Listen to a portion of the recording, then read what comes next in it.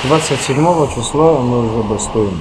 А вот по поводу чего мы хотим, я пару пунктов приведу пример.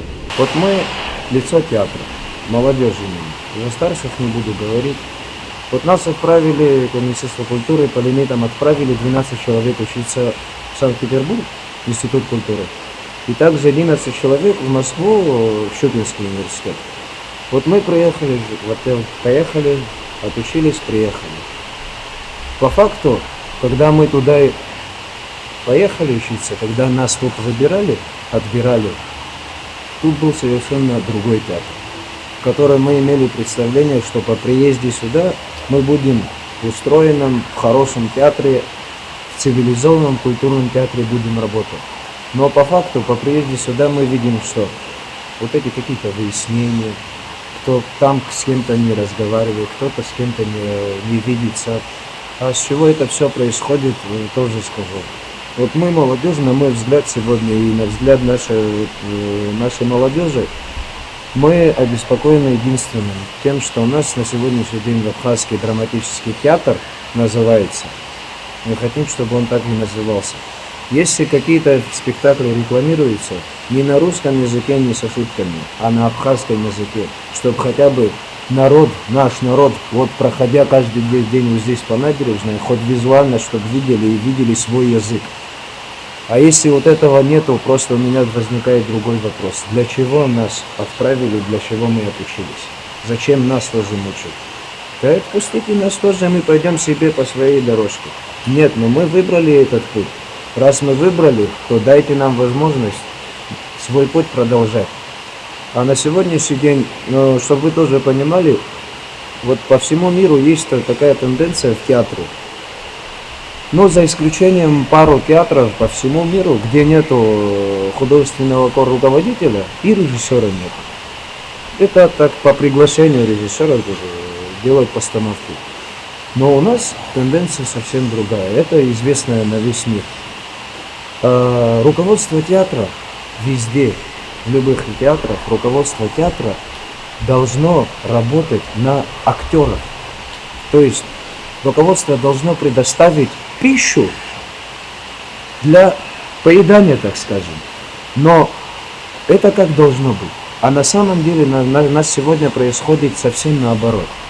Нам сегодня говорят, что вы никто, вы всего лишь актеры, это вас не касается, какое ваше дело, это мы решим.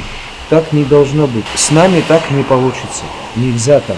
Почему? Потому что если на сегодняшний день вот человек не дает мне повода для дальнейшей разработки, у меня ничего не будет с чем работать, понимаете? И на фоне вот этого всего еще и возникает увольнение наших сотрудников, которые, я не постесняюсь слова, поштучно. Поштучно почему? Потому что таких специалистов один человек на всю Абхазию. Вот мы считаем, что нельзя, не то что увольнять, нельзя терять таких людей. Чтобы, вот, допустим, звукооператора или звукоинженера, хотя бы, к примеру, возьмем, вот у нас один. Вот чтобы специалистом человека поставить на эту работу, он как минимум должен поехать 4-5 лет отучиться и приехать, чтобы он был специалистом. А у нас на это времени нету. Есть у нас такой человек, и мы его увольняем.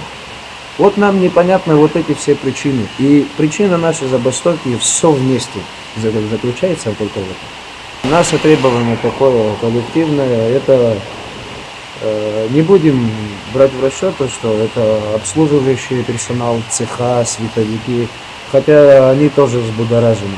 Но основная масса актеров, которые должны творить, которые должны работать для народа, сегодня на сегодняшний день бастуют. Почему? Потому что, вот такое обращение идет на сегодняшний день. Может, народ думает, спектакль сыграть так легко. Нет, поверьте, это не так легко. Вот сегодняшнее отсутствие одного человека может остановить весь процесс. Надежда есть все-таки, полагаемся на наше правительство, на наших старших, которые возглавляют наше государство. И изначально мы обратились, хотя мы имели возможность, сами прекрасно знаете, вас позвать, обратиться в интернет. Слава Богу, у нас у каждого телефона есть интернетом, пользоваться умеем. Но тем не менее мы не обратились. Вот я представитель молодежи, вот со своими старшими тоже против молодежи стоял, останавливая их.